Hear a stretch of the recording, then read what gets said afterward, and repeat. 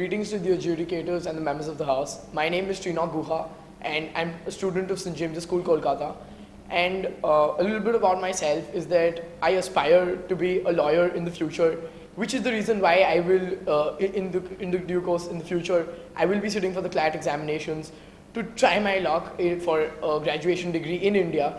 And then I plan to do a post-graduation when it comes to international law, international relations, somewhere abroad.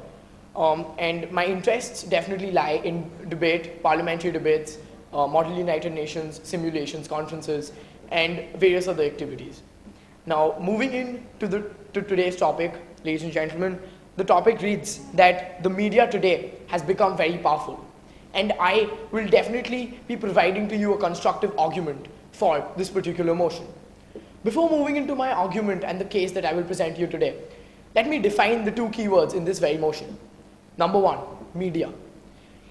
In the context of today's debate, according to me, media is nothing but a form or a network of connecting two or more individuals, two or more parties, a country, one corner of a country to another. Ladies and gentlemen, media is nothing but a way to influence the masses, a way to gather information and relay to the masses and keep track of what's happening in society. Ladies and gentlemen, the second and definitely the most important keyword in this particular motion is powerful. Now, according to me, power here should be defined as the inherent quality that this media has to influence people and to create an impact in the society. So power here is nothing but how media and the report declassified by the media influences or creates an impact in society, ladies and gentlemen. Now let me present you an analogy. If we follow what Lord Curzon had said in the 20th century when he came to Bengal, he said that society rests on four main pillars, especially India. The government being the most strong and authoritative pillar in India. The second being the masses, the common people. Third being religious and socio-economic backgrounds and socio-economic reasons involved in it. And the fourth, and today the most important one being media. Ladies and gentlemen, if we consider this analogy or these words spoken by Lord Curzon, we can understand how media influences all the other three pillars in society and how media has become powerful in today's society. Ladies and gentlemen, for example, if there is a particular scam or an undoing going on in the government, the media can collect information from the government seatings and give it out to the public and create an awareness or create an impact in society. Ladies and gentlemen, considering religion, let us take a hypothetical situation about a social, religious or communal riot going on in some country in the Middle East. Reporters there can report the information and about these communal riots in a particular country throughout the world to keep the people notified about it and to keep the society in track. Number three, ladies and gentlemen, media also acts as a strong link between two or more pillars of this society. It acts as a strong link between the masses, between the common people and the government. For example, the common people, the citizens of a country, can use media as a tool, as an opportunity to present their grievances to the government, ladies and gentlemen. Where I would like to state my first point here, which is influence. As I said, media's power here is to be considered as influence or impact it has in society. So ladies and gentlemen, we are here not to discuss if the influence in society is good or bad, is positive or negative, if it has demerits or merits, but we are here to discuss how much of an impact media has in society. For example, let me take the problem that arose in the Jawaharlal Nehru University in Delhi. It moved a shockwave around India and even Southeast Asia when it comes to education and all these political activities, especially at the center of a country. So ladies and gentlemen, this example proves that there have been instances where media, through its inherent quality, through its utility of network and connecting two people, of its utility to connect one part of a country with another, serves here, ladies and gentlemen. Moving on to my second point, which is the revolution of media throughout all these years, through the centuries, ladies and gentlemen.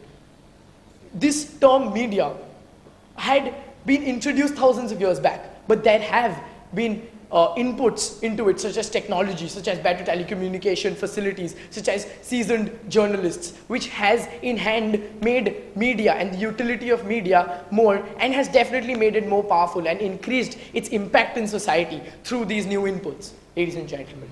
We can obviously agree to the fact that with the incoming of telecommunication services, with the incoming of seasoned journalists like Mr. Arnab Goswami in India, and also with the incoming of technology, media has been able to create a greater impact in society and has definitely become more powerful than it was before. Coming to the third point, connecting people. We see, if you log into a Times Now debate, the News Hour debate, you will see that different representatives, for example, from different political parties, like the Treenok Congress, like the Indian National Congress, like the CPIM, like the BJP, they are all at one particular forum addressing the people of the country. So not only does it connect and relay information from one part of the country to another, but it acts as a forum for representatives from different sections of the society to come together and present their views out to the public. Ladies and gentlemen, coming to my fourth point, media, as I said, keeps a check and balance on all the other three pillars. If there's a scam going on in the government, the media can definitely report it out to the people to gather social awareness. That is how media balances society. You can't have a society with just three pillars being strong and one not being powerful enough.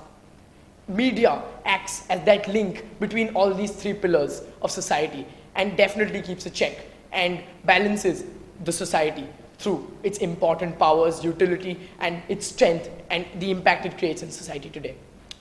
Ladies and gentlemen, engaging with my fifth and last argument today, which is, where does this power come from? It comes from the faith that the people have in the media.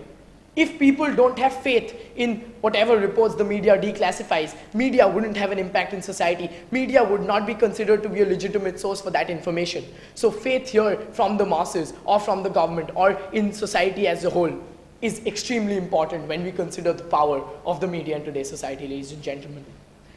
Let us take a small example here before I rest my case.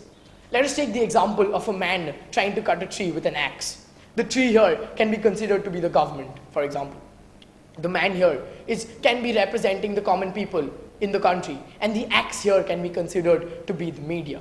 Media is nothing but a medium of exchange of ideas or telling or informing people about their grievances like the masses do to the government. So media is nothing but giving people, not only connecting people, but also giving them an opportunity to state their views out to World Forum.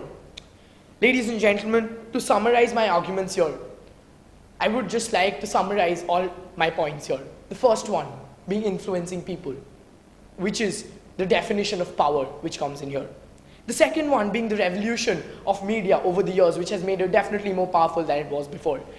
The third one being connecting the world community, connecting the society together. The fourth one being keeping a check and a balance on all the other entities in the society today. And the fifth and the last one being the faith that the people have in the media, which gives them the power at the end of the day. Ladies and gentlemen, with that said, and with my summary of all the points, and with definitely this constructive argument speaking in favor of this particular motion, I would just like to rest my case by stating that today, media has definitely become very powerful.